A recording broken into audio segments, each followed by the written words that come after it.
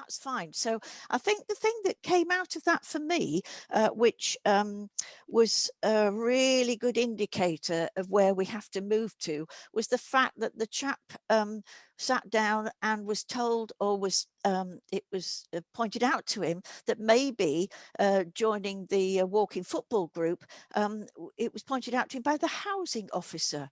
Now that was really, that just leapt out to me, because that's where we're at. If housing officers know about walking football groups, then we're really making progress, aren't we? And that's a big thing that we have to do. We've got to get more and more people who are in these workplaces to know about what's going on the ground. And that's how we can perhaps empower people in our communities to talk to people they know who work in these in housing or whatever, and are helping with the environment and the local businesses.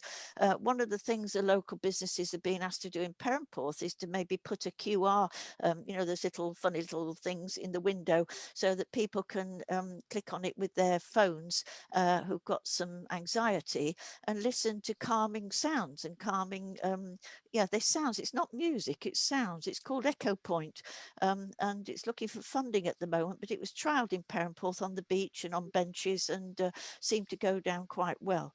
So where are we at then in Cornwall?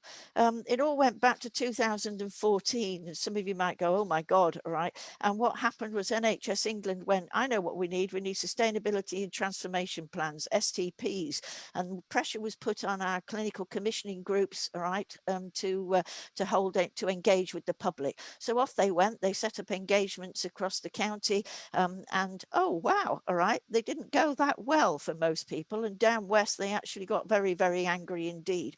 And why was that? I think it was because people came to the meetings with their own baggage and expectations and questions and thoughts about what sustainability and transformation plans meant, and they didn't get the answers they were looking for. They didn't get any answers really, because sustainability and transformation plans were just the very, very, very beginnings of our new models of care. If you look at all those things now, if you have them still somewhere in a drawer, they are the integrated care system that we're actually now, well on the way to creating new models of care.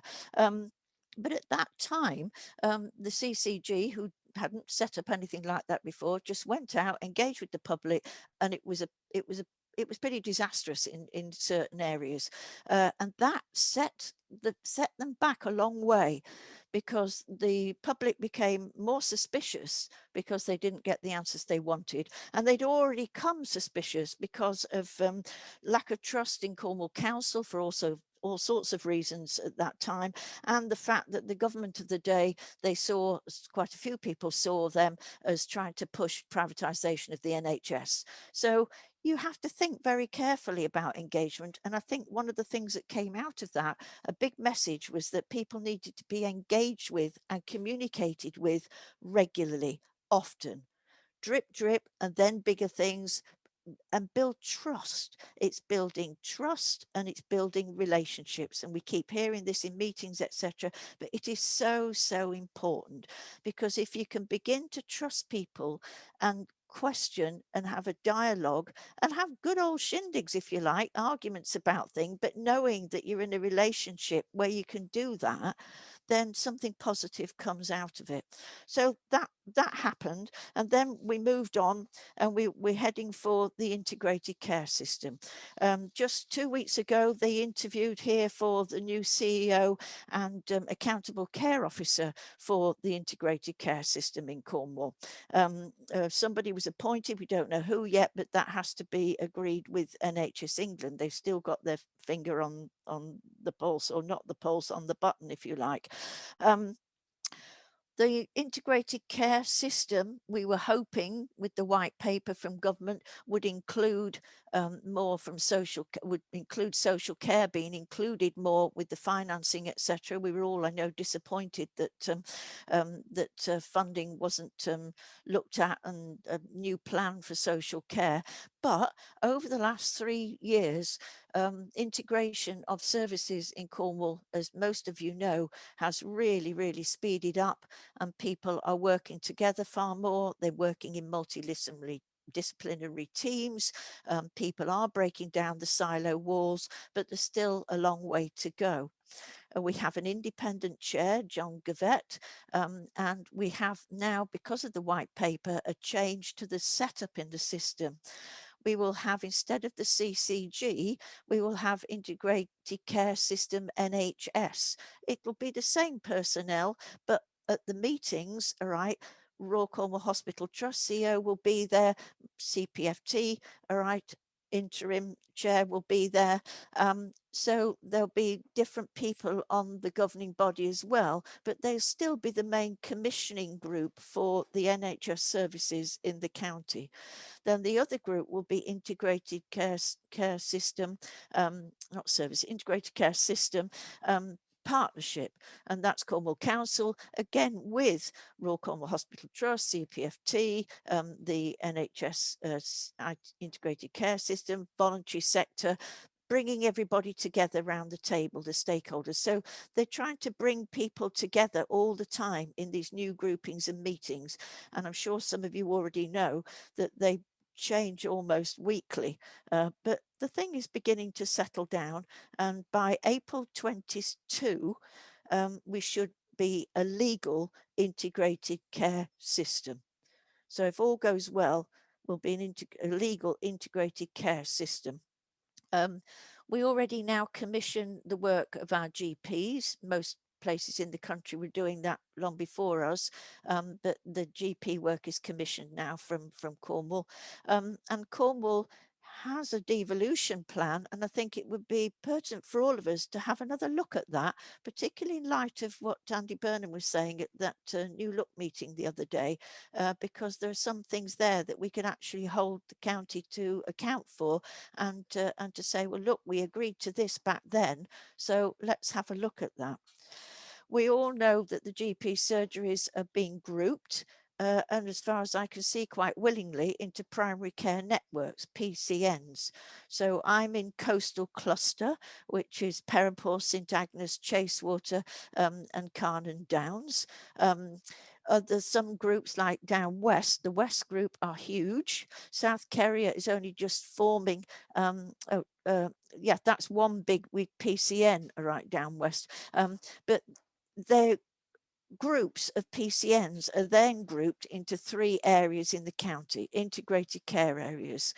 The first one is the north and east. The second one is central. And the last one is west. And in west, we've got Penwith, which is a very go-ahead group. We've got South Kerrier and North Kerrier. And then in central, I've set up the central integrated care PPG umbrella group, where I brought together as many of the PPG chairs as I can to talk and to share information and have information shared. As I said to my group just now, is it Lisa Parker, not Lisa, is it Parker, from the bereavement group? She's come to talk to us on the 26th of May.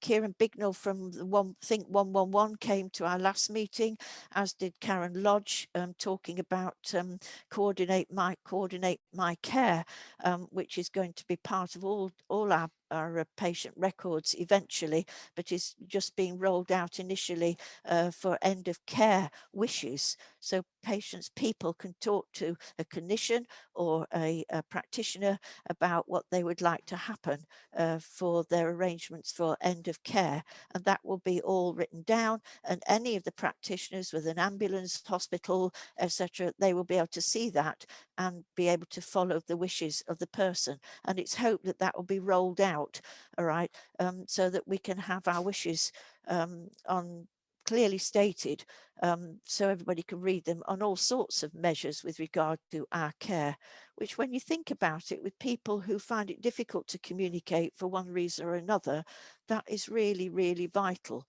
there already are such things as disability passports and things, and I have heard from doctors that they're invaluable when people come to hospital, and this can be produced because it saves an awful lot of time, effort and stress for both the medical staff and for the patient, so that people can get onto their page straight away and start dealing with their concerns.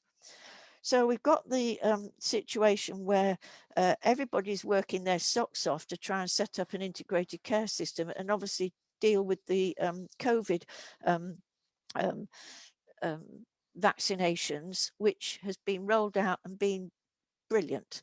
I don't know why Boris Johnson's getting any praise for that at all, because it's all down to NHS providers and doctors, and as everybody knows, and the rollout's been fantastic. So that is great.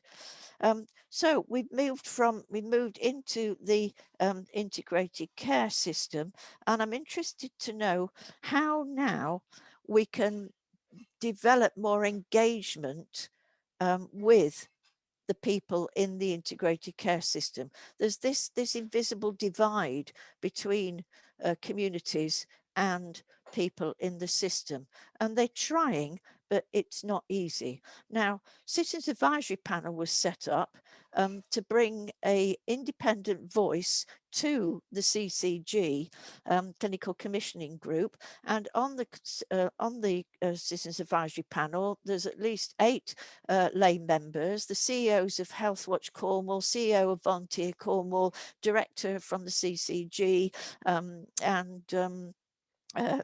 the lay and public, the patient and public involvement representative from the governing body of the CCG, who happens to be Nikki Kelly at the moment. So that's great. It's gone through a period of being, I hope, effective. I've been the chair for quite a long time, and I have literally just stepped down. My last official meeting was last Friday because Citizens Advisory Panel's at a crossroads.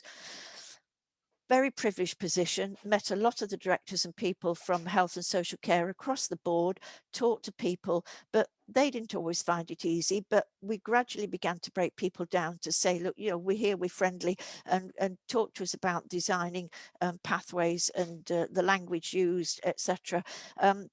Not an easy situation, but we learnt a lot from each other, and that information was then passed on to our PPG groups and to other community groups. Now they're looking for a wider membership. Please look out for adverts, because they'll be going out soon. A more diverse group of members and more flexible membership. So members will be there, come and go, depending on the topic or what's going on. And that the Citizens Advisory Panel will actually set up, I hope, another conference, most probably virtual, in this autumn. Might be 3, one in the northeast, one in central, one down west, but look out for those and adverts for those, so get people to join up and come along. There've been 2 so far, and they were very successful, but we haven't had a virtual one, so that will be interesting to see what happens. So the Citizens Advisory Panel definitely has a role, still has a role, and now, instead of floating around on the fringes of their diagrams of how the integrated care system will work, is going to work at this moment in time, but most probably will change again tomorrow, the Citizen Advisory Panel has been incorporated in something called POG, People, Organisation and Governance Group of the Integrated Care System NHS group. And that's good, because the Citizen Advisory Panel actually has a home and somebody who's responsible, and that they can actually go and say, look, you said this, we said this isn't happening for us, etc. That group will now be reported to by CAP, and CAP will continue, as I have been doing, to have a place on the governing body of the Integrated Care System NHS, so the public has a voice on the governing body. I could ask any questions I wanted to. I couldn't vote. And there are other lay people and other members, non-directors, who don't vote, but they're very free to talk. So the voice of the public is in there, but we need to expand that. And how we do that is a tricky one, and they don't know either. So any help that people can have, we all work in these little groups very successfully, but we need to get, as I keep saying, more information out, and we need to get them to get more information to us. They're better at using Radio Cornwall. They do have certain things that they've done and have been helpful. For instance, Cornwall Council had quite a successful consultation with the public back in October 2020, and out of that consultation came various ideas from the public about things that they would like to see more of, things to happen, and it was a lot to do with climate change, transport, communities coming together, communities relating to each other, litter-free, less pollution, potential for growing the green economy, jobs in Cornwall, diversifying our economy, and be less reliant on tourism. Now, that's a whole group of people that we haven't talked about, because engagement with people who come on holiday is really important to Cornwall. And this year will be interesting. Last year was, but this year I think even more so, because there's fear because of COVID that people come. And I did know from somebody last year that somebody said on the streets of Perranporth, it's great in Perranporth, isn't it? Because there's no COVID in Cornwall. And that's because people have come on holiday and they think, oh, it's fine down here and it's very low rate of COVID, so we're all fine. But we know that that's not the case, even though it's very low at the moment. But we do have to think about how we engage, not just now, but in the future. And I think thinking beyond reliant on tourism, expanding the job market in Cornwall, all right, jobs, careers. We don't just want jobs, we want good careers for people. And certainly climate change, renewables, that's got a huge area. And with good work and good pay, as the videos have said, it's very, very important to people's well-being. Other things that were mentioned, transport, cycling. I remember going to the new A30 development plans when they were first put up. And I said, oh, where are all the cycle paths? Well, we're thinking about that. They might come later. And I said, well, that's not good enough. We want them now. I'm not even a big cyclist, but I mean, if they weren't thinking at the beginning about cycle paths, then the fact that they're going to come later, you go, yes, really? Okay. So the funding wasn't put in place. And that's another key message, to be in at the beginning. And that's one of the things that needs to happen with the designing of services with the integrated care system. Because the big message from government in the white paper was place-based services.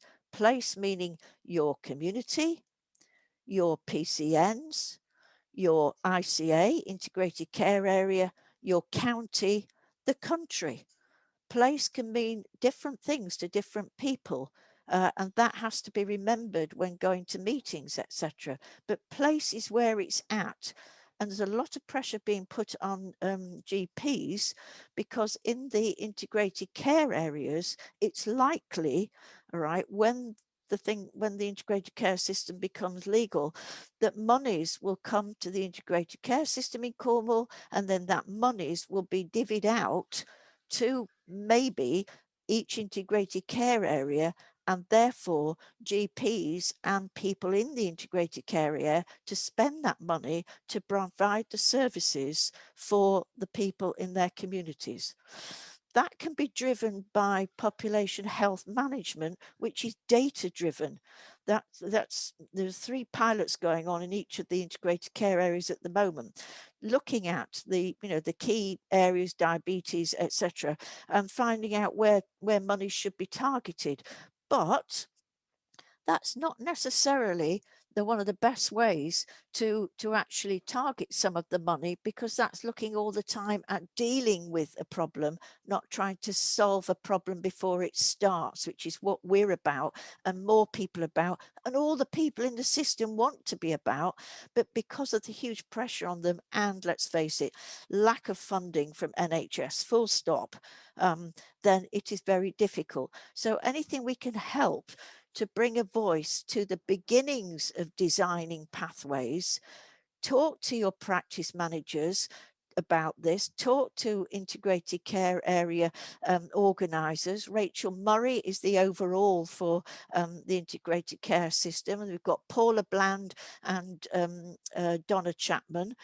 Those three run the admin and for the integrated care areas. Talk to them about how you're really interested in getting in at the ground floor of helping to develop services as they come closer to home, which is again started with the STP, is very much about integrated care, and all really, really, really good stuff, but difficult to provide. There's a lot, isn't there? And you all know a lot of this, I know, because most of you are working in the system. And it's pulling the threads together, but threads are coming together. Mental health strategy, which fortunately was published just before COVID hit, a really, really well put together document with extensive research before it was put together. And now there is a single phone number that people can ring and immediately be put on to other areas and people for support. I've actually used it for a friend of mine, and the support kicked in straight away and has continued to do. The lady from the bereavement group is coming, as I say, to our PPG, and they have now come together as a group. All the people who provide support and help for people who are bereaved, they've come together as a group so that they can communicate with each other and put the services through to whichever relevant group is required. And as Becky Higgins was telling us, that there's a need for pre-bereavement. So that's a really important area to look at, particularly for children. So that's a design that could come along, and a service could be provided from particular groups and people.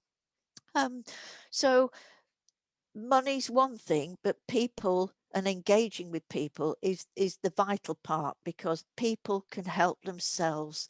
People have shown that in COVID big time, and we mustn't let that go. Everybody's been saying this. And I think, again, as I said at the beginning, people engaging with each other has been missed hugely. They might have engaged virtually, they might have, hit that Facebook button too much, etc. But actually physically engaging and physically touching each other is something that people have really missed, and is something that people are really looking forward to. So how